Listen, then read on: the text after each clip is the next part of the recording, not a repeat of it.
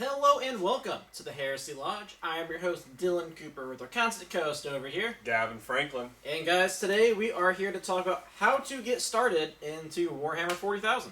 Yeah, it can be a really complicated process, and there is so much involved. So we wanted to kind of bring the first video to you guys. If you're wanting to get started in the hobby, we wanted to show you that it's not super scary. There's a lot of things that you can do to make it cheaper on you, a lot of things to make the collection easier on you, and everything that you need. Because it can be really complicated to get started. Yeah, and nothing sucks more than like you start building something like, oh shit, I didn't know I needed that. So then you have to go out and buy something else. So this is going to try to be like a catch-all for everything, all the starters. For sure. So the first thing that you're going to need when you start the hobby is, of course, a box of miniatures. So we're going to cover in a future video, if you're brand new to the hobby and you're not quite sure which army to start and how the box buying process works, we're going to do that in a different video. But know that the first thing you're going to need, of course, is your first box of miniatures before you can pretty much start anything. So what we have here is a start collecting box. A lot of the armies in the game will have start collecting boxes. This is almost every time the best way to start your army. It'll be the cheapest. They're normally about $100, but you get close to 500 points for each of the armies, I would say. And that's enough to have a lot of fun with. At the same time, you're saving a lot of money if you buy all of those individually. And if your army doesn't have a start collecting box, you can of course just replicate what you think a start collecting box would be, but sometimes that could be more expensive, like you did not have a start collecting box. Right. So like but the good thing about like the army I have is like, some armies have boxes to where like you can build several things throughout it. Like my Paladin squad box can also build the Terminators, or I can kind of mess around, make like a librarian, things like that as well.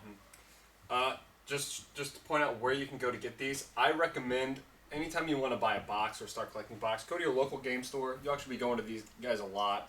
And the reason that is local game stores are very important to keep in business for the Warhammer hobby, because they give you a place to play and a bunch of other things that you'll actually need to play. So I would suggest there, and if you can't find that, or there's something that they don't have, you can always go to gamesworkshop.com and you can have it shipped free to your local Games Workshop store, or if it's a purchase over a certain amount. $32, I'm pretty sure, is what my last order was. It said $32 for free shipping. Yeah, or you can get it shipped to your house for $32. So that's what I have. For example, here we have the Thousand Suns Start Collecting box, which I have purchased recently and we'll be putting together here soon. So that's kind of it on the boxes, and then we can move into what you need for assembling those pieces. Yeah, so the utensils are pretty important here. If you want to go ahead and kind of grab probably the most important part. Sure, so what we have here is two examples of clippers. We have Dylan's clippers and my clippers. Dylan's clippers are a hell of a lot better. Yeah, they're a lot smaller, so it's a lot easier to actually like clip closer to the items on the spurs, so you're not like cutting off a bunch of excess plastic and then having to sand it all down.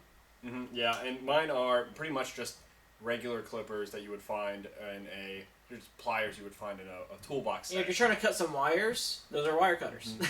Yeah, and it's not too bad, because typically, even with these plastic screws that they give you, 9 times out of 10, I would say even more so than that, you can typically twist the plastic off, and the break-off point is very well done. They make fantastic models, Games Workshop does, so you can get away with these. If you want to spend a little bit of a buck, you can move into the plier section.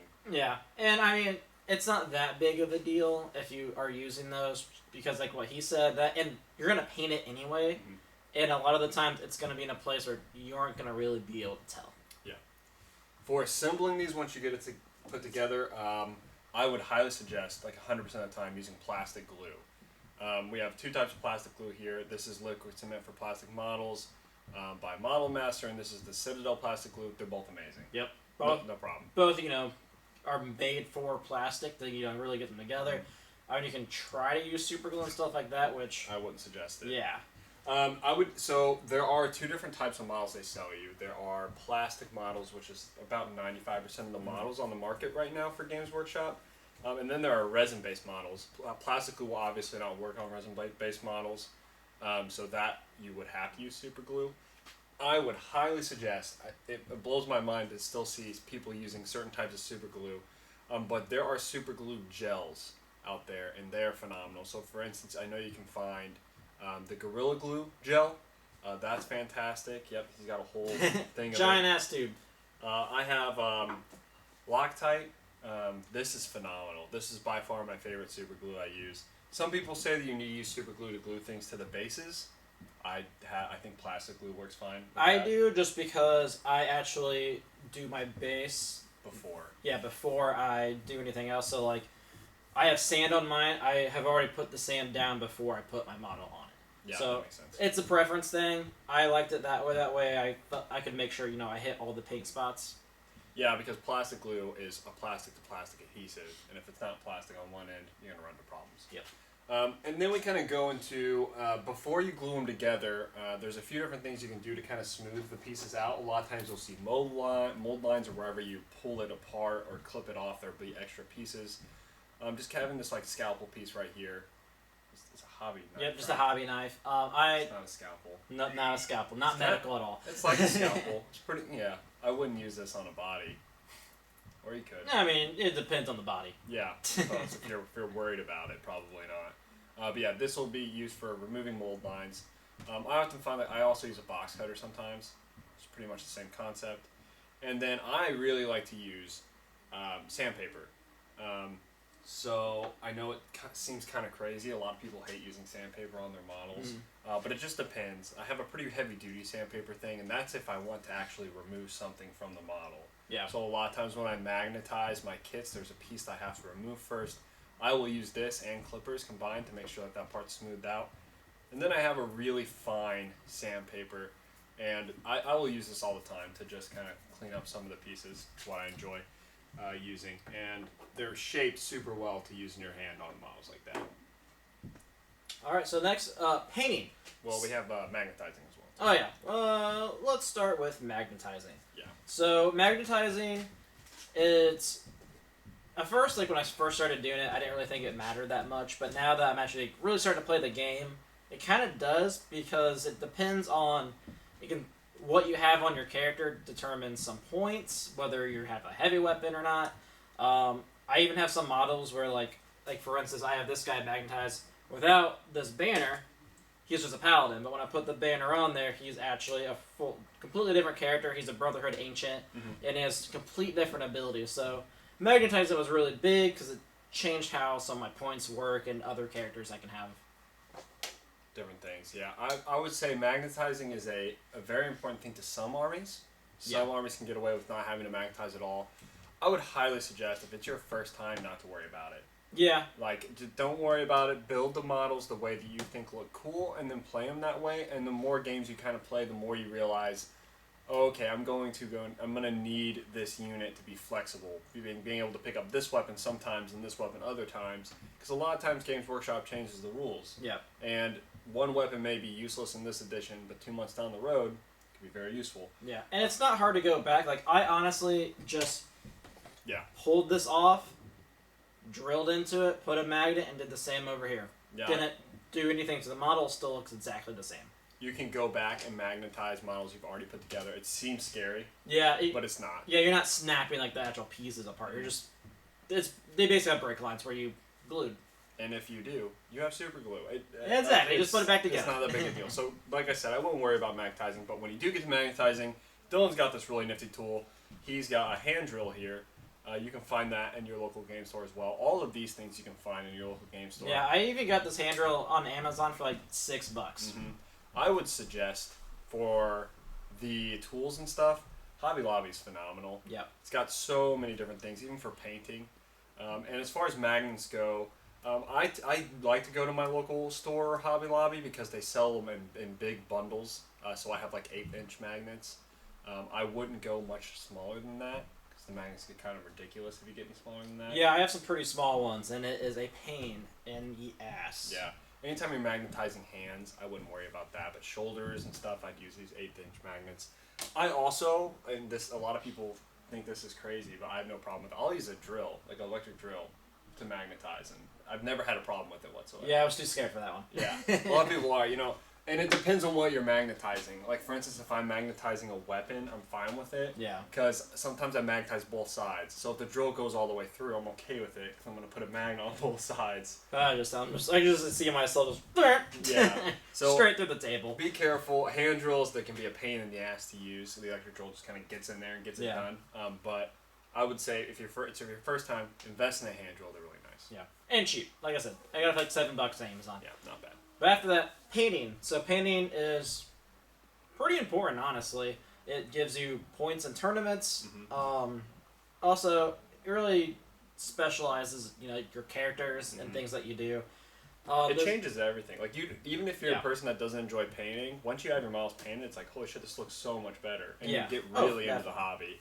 But we're not experts. No, I mean I'm not a crazy painter, but I'm pretty proud of these. Like, it was a lot of fun. I've learned a lot of new techniques just like watching things on YouTube.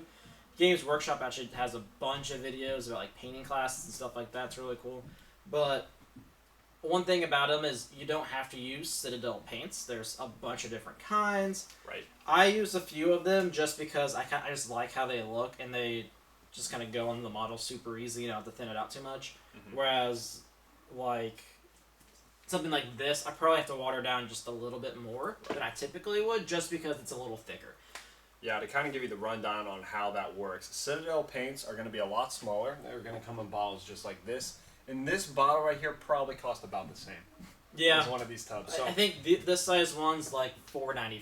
Yeah, and this might have been $6. Yeah. So the thing is, you're going to pay a premium on Citadel paints. Is it worth it? Debatable. It's up to you. They're better paints. They are. They look better, but the thing is too, what's nice about them is they come watered down already. So you have like a base. So they sell 3 different types. They sell their base paints, they sell layer paints, and they sell washes. They also have a new one called contrast paints, but also it's a basing and shading, which is super useful probably for a new person. Mm-hmm. Yeah. So Games Workshop does a really good job of catering their paints to the specific group of people, right? Because you can use Citadel paints to do some really cool stuff. It's just quite a premium. You will pay a lot more money if you go Citadel. I haven't gone Citadel yet for my armies. I use some Citadel paints because some of them are really good. But the next one I probably will be paying the premium for Citadel paints because it just looks better. Yeah, mine's a mix. I know a lot of people really like Vallejo. Some people use Army Painter. There's all kinds of different brands out there. Play around, see what you like. And a lot of people will eventually go the airbrushing route. Like I said, we haven't done that yet because we're not experts at that at all. But I've heard that Citadel paints don't work super well with airbrushing. Yeah, I think Vallejo's really big on those ones. Vallejo's like the move there. So that's kind of the breakdown of painting. As far as brushes go, we use all kinds of different brushes. I don't think it's super worth getting Games Workshop brushes because there's really good brushes. Yeah, I got 2 of them, and it was because my local game store, for every $10 you spend, you get $1. And I just had enough money. I was like, here, I'll throw in 2 brushes just to see what it's like. I like them. They work very well. I have a dry brush and a basing brush.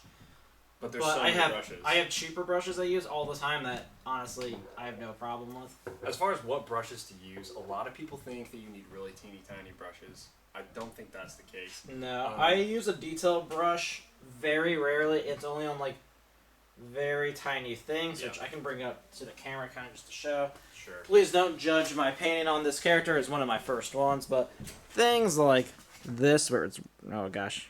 This isn't going to focus very well. Well, that's But it's fine. Very tiny letters there. Tiny stuff, yeah, and that's okay. Look up Grey Knights. Most of the time, this is a Citadel brush, for instance, you're going to find a tip that as long as it comes to a fine point, that's enough. Because what you really need to do when you paint is you really need to focus on just touching the tip of the brush on the model you're using. So pretty much any brush will work as long as it's not huge. I also would, I don't know how you did this, but personally what I did with basing is I have a thicker brush that I brush glue on the bottoms and then put the stuff on. I've seen a lot of people do that for basing. So for instance, I also use another glue. This is Army Painter. It's just PVC glue. It's regular glue. It's like Elmer's glue. So really basic stuff there. It's like $4, and that's like a premium glue brand. So I typically put that on the bases to put like rocks or something. So I have this here as well. I have just a bag of rocks. You can get that from a hobby store, Hobby Lobby. and it's just to dip those bases in, Yep. or something like that. Also, something that I forgot to put on the table is primer. It just helps with painting it. It makes sure the paint really sticks to it, and it's gonna make it last longer. Yeah, so that's actually very important. Something we did forget. I'll go grab it. So it's basically spray paint, and I would highly suggest with the spray paints you use a miniature type spray paint. So Army Painter or Citadel spray paints are very nice, and it's just kind of to put a base coat, and it makes the paint stick easier, and it makes your miniatures last longer, seal stuff in.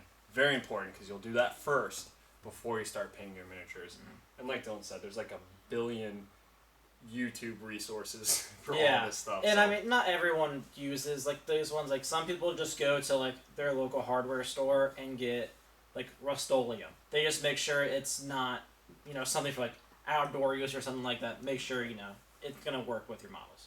So once you have your models together and once you have them painted, next you need to know how to play your models. I suggest when you buy your first box is kind of when you start purchasing the rules. And this is where people really get overwhelmed. So we're going to try and break this down as easily as possible for you. What we have right here, this first book, is the current 9th edition core rule book. It is a very big book. And it's not even all rules. Yeah. There's a lot of lore. A majority of this is fluff. I will say, though, compared to 8th edition, a lot of it is rules. Mm-hmm. It's almost half is rules. It's a very large book. So this is definitely a must-buy. I will say it retails like $40 to $60 though right now. Everywhere I see it's 60 to 65. Yeah, so very expensive. What I would suggest first, if you're not like needing the fluff, is they sell what is called it's chapter approved. So they release this like every year or so, and it comes with additional missions, and it details all of the rules in this small book right here, and it's actually much better written. It has additional rules in this compared to the core rule book, actually. And if you ever go to a tournament or whatever, this is what you will be using rule-wise. And this will run like $15. Yeah, like 15, $25. Yeah, so much, much cheaper. I highly suggest getting that first. But those are your two options as far as the core rule book goes. So that book will explain how to play the game, but not necessarily how to use your models. For that, you're going to need a codex. So what I have here is the new Thousand Suns Codex that was released in 9th edition. Once a new codex is released, that's all your army needs. So once you have these two books, you're ready to start playing, and that's all you have to purchase. Unfortunately, there's not really a good other source for codexes. You can buy them online and use the phone app. I wouldn't suggest that. I would get a physical copy because their app currently is pretty bad. I can also... I think for the codex, you don't actually unlock the codexes. You still have to purchase the codex. Yeah, so I think you can purchase like a code to get just that. But it's not even like a discounted price. Yeah. So highly recommend just getting the book. Yeah, they're about $40 when the new codex is released. So that is where a majority of the expense will come from. So you'll spend, if you buy the smaller packet here and something like this, you're looking at about $70, $75. Yeah, I think when ours came out, it was $50. Yeah, so brand new 150. Yep. Yeah. So, I will say also with the core rulebook, you can get it on their app for free as long as you subscribe to the app. It's like $2, $3 a month. Something like that. Yeah, but it's horrible. Yeah, it's not a very user-friendly experience. Yeah, I would not suggest using the Warhammer app right now. I don't think it is in a good place. Mm-hmm. I originally did it because it allows me to see other people's codexes. Yeah. But it turns out the only ones you get access to for free are the old edition codexes. Super useful, right? Yeah, Games Workshop can be a little penny pinching sometimes, and it's really annoying. So that's that. This book right here, this is a book called For the Greater Good. It is Psychic Awakening for the Greater Good. And what this is it's called a Codex Supplement. So sometimes there will be books that get released that say this is a supplement to your army. A lot of people wonder, do you need these to play? Technically, no, but in reality, yes. So yeah, because it can change how your armies play. And it can make some things you do in this book illegal now to play with. So, for instance, this book supplements the Tau, the Imperial Guard, and Gene Stealer Cults. All three of those armies. So I was a Tau player originally, so I had to purchase this supplement.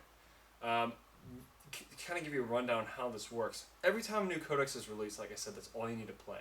So when a new Tau codex gets released, this supplement becomes useless. Yeah, and a lot like for my Grey Knights army, we also had a supplement, and some of the things that were in the supplement got transferred over to the new codex, just a different name, same ability. Right. So as a Thousand Suns player, all I need is a codex. As a Tau player, all I need is both the codex and the supplement. And you might wonder, how would I know that? Well, the first thing I would do is figure out if your army is a 9th edition or 8th edition army, or you can probably make this happen for any edition going forward, right? Because the Thousand Suns has a 9th edition codex, so they will not need to use an 8th edition supplement, even though they had one. Where the Tau don't have a 9th edition codex yet, so they will need their 8th edition and the 8th edition supplement. If further on, I imagine later in 9th edition, there will be supplements released for every single army again. And you can just go to the Games Workshop website and figure out, oh, okay, they're selling a supplement, so I'm probably going to need that supplement. So that's an option there. Finally, with the rules is I have this printout here. This printout is what's called a FAQ. You can get these for free. And you can get access to all of the FAQs online for free. So if you go to the Warhammer community website, there's a section on there for FAQs. And basically what that is every single book they release will have an FAQ with it. And it just details rules, clarifications. Sometimes they make mistakes in the release of the book, so it'll tell you that that mistake was made and this is what they actually intended. Yeah. Or something to be super vague, and then they're like, oh, okay, yeah, we can see why there's some confusion here. This is what it actually is. And you do need those, but they're really easy to find. They're normally like a page, so you can memorize it if you need to, or like I print mine off just so I know when I go to tournaments I can pull it up real quick. So those are the rules. I know it seems like a lot, but the supplements can be very confusing. Talk about the data cards. So one of the options you can do or purchase, and it's very up in the air whether or not you need to, is each army comes with a set of data cards. Now in 9th edition, these data cards basically detail their stratagems. Each army has a set of stratagems, which we will discuss later on in our how to play videos. And it's easier to keep track of if you have the cards. Also has psychic powers, easier to keep track of if you have the cards. This just gives a smooth way of playing. In 8th edition they were required. That is not required in 9th edition anymore, so I wouldn't worry too much about that. But it provides a really nice way to memorize your buffs and the strategies you can use. And it's kind of nice because you can like put the cards like next to the unit. Like, exactly. This unit has this buff, so no one forgets. There are cheaper ways that people do that. Some people will I've seen people put paper over poker chips and describe what the buff does, or they just write their own cards out. It's very possible, all those things. So now we know the rules. You've got the army, you've got it painted, you got the rules ready. You don't need a painted army to play, but it's always fun. Yeah, and some people kind of get a little in like a fit about it. You just don't want to play with those type of guys. Yeah, if when you go to tournaments and more competitive play, they request that not only is your army painted, because if it's not, you'll lose points, but it's a rule that it has to be WYSIWYG, which is 3 different colors. But it's WYSIWYG, which is what you see is what you get. So everything you model on your unit is something they have to take, which is why magnetizing becomes so important. So, but let's say even if your army's not painted, you can easily go into your local game store and find a game, and you don't have to say. You can easily say, oh, this is a unit I'm playing, but I'm actually going to play him as this unit. Yeah. Most people are completely fine with that as long as it's not something crazy and you're not doing it to your whole army. Yeah. They're very relaxed. Go in, look for a game, you know your rules, you're ready to go. So what do you need to play the game? Well, you definitely need some dice. And you're going to be rolling a lot. Yeah, I would suggest getting a brick just like this. That's 36 dice. Especially depending on the type of army you're playing. Some people will roll a lot more dice. Like me and Dylan right now are playing more elite armies. We probably won't need more than 20 dice at a time. Yeah. I watched a battle report with the Mechanicum, and this guy literally had to roll 60 die. Very possible. So you're going to want a lot. Maybe not these giant ones like these, but these are also special made ones for the Grey Knights that are just cool. Yep. Some factions, especially when they release with the new edition, they will get their own special dice. And they look badass. So they're expensive. They're like $25. It's kind of crazy. So that's up to you if you're into that kind of stuff. And we were. Yep. So. Another thing you're definitely going to need is measuring tape. It's kind of weird to look at and like, oh, that's really strange, but everything is measured in this game. By inches, So yep. movement, shooting, you have to make sure everything's in range. There's so many things that, and I mean, you don't want to pull out a ruler. That'd be weird. Yeah, that'd be really weird. Bring a measuring tape. I will say there are a lot of really cool rulers out there that are made for specific measurements. So it'll be like one side is a 6-inch side, one side's a 9-inch side. Like 9-inch charges are very popular in the game right now, so you can easily drop that down. So that's really cool to see. So measuring tape wise, don't have a huge bulky one. This is probably the largest you should bring. I have one as well. Same thing. 16 feet. Yeah, I wouldn't get a massive measuring tape. You don't need anything more than 6 feet in this game at all. So the smaller the better, as long as you can control it, because the last thing you want is to have your measuring tape just zip back in and knock over some models, because that would be pretty devastating. On top of that, you're going to need some objective markers. So we use some weird shit for objective markers. Yeah, we've used chess pieces.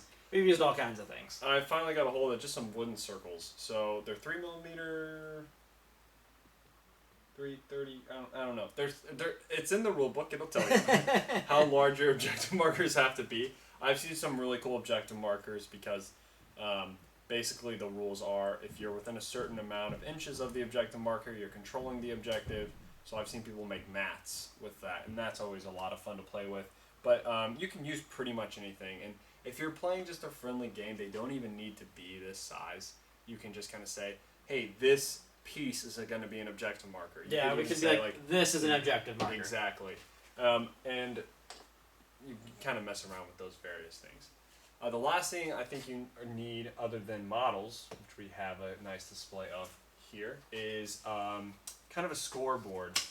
So this is kind of a score sheet that you can find. There's all kinds of different versions online, but they all have to do the same thing. They keep track of your primary, secondary, and painting objectives. And it's really important. It's something I need to get better at, is keeping track of score during the game. If you can just have one of these by your side while you're writing it down, it's going to make you immensely better because you know what you need to go for, you know what you don't need to go for, stuff like that. So that's all you need to bring to the table. Now let's talk about what you need. There is terrain. A table. Yeah, you definitely need a table. Yeah. Most of your local game stores are going to have gaming tables. You know, they want people to come, they want people to play. It helps them out, helps you out as well, because then you don't have to build a table like Gavin did here. Another thing that you're going to want to have is terrain. So for the table, real quick, just give you a bit of insight of what type of size you're going to need. I suggest a 4x6 table. The games aren't 4x6 anymore like they were in 8th edition, but it's nice to have the extra space for sure. Because the larger the table, the better, honestly, because you will find that you will always use up all the space. Yeah. No matter how much space is provided. Yeah, whether you have to remove your models after they've died, or if you need a place to roll your dice. You're going to use it. Yeah, extra space is always helpful. Yep, so as Dylan was talking, we do need some terrain. Yep, and this is our freshly created, not painted yet terrain. Terrain's awesome. It just adds kind of an extra flair to the game, as well as it has its own rules, basically, if you want to go into those. Yeah, so I won't go into the specifics of the terrain rules, but it is important to have various types of terrain in your game. The game itself is balanced around having a certain amount of terrain per area. I can't remember off the top of my head how much that is, but it's probably more than you're thinking. Most competitive games, it's very difficult to draw line of sight in turn 1 or even turn 2 most of the time because the amount of terrain are there. So it's important to have things like large ruins or even smaller ruins that we have kind of displayed right there. And then you have things like woods, craters, storage units. Things that have windows, things that don't have windows.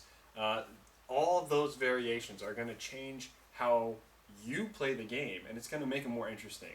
And please do not play on the same terrain map every time. That would get so boring because you would just get so used to it. So I wouldn't recommend doing that.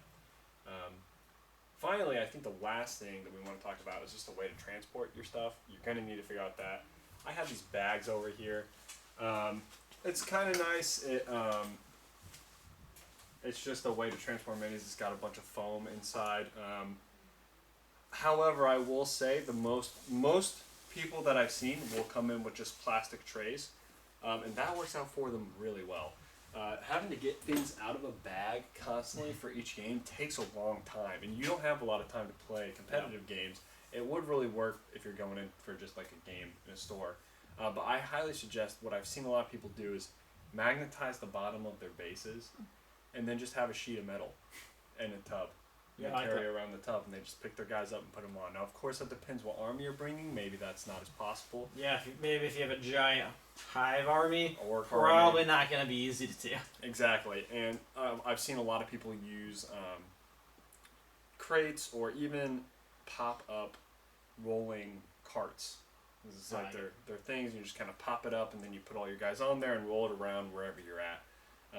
But as far as vehicle travel, I do highly suggest getting a bag just like this, because you want them to be protected in that foam.